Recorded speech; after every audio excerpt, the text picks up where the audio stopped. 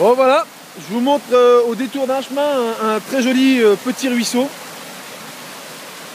qui nous rappelle la force et la beauté de la nature.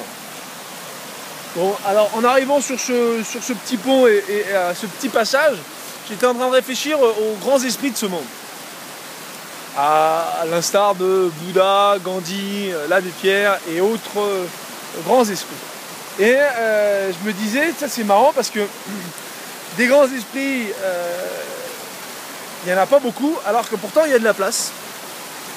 Parce qu'en chacun de nous vit un petit Bouddha, un petit Gandhi ou un petit l'abbé Pierre. Alors que les études que nous faisons et la façon dont nous prenons la vie aujourd'hui, on a plutôt envie d'être, plutôt que d'être des grands esprits, on a plutôt envie des grands manias.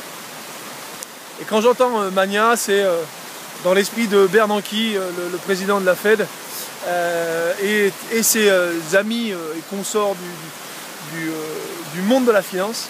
Et il y a beaucoup de gens qui veulent être des grands manias alors qu'il n'y a pas beaucoup de place. Donc pour ceux qui cherchent éventuellement une reconversion, je leur propose de devenir grands esprits. Parce qu'il me semble que les grands esprits de ce monde resteront les icônes de notre monde moderne. Alors que l'avantage qu'ont les grands manias, c'est qu'ils ont des beaux costards, qu'ils ont des belles bagnoles et qu'ils ont des bimbos. Mais à part ça, il n'y a rien de vraiment profond, rien de vraiment d'essentiel. Pour moi, l'essentiel, il se trouve ici. Ça me paraît intéressant de vous le partager. Voilà.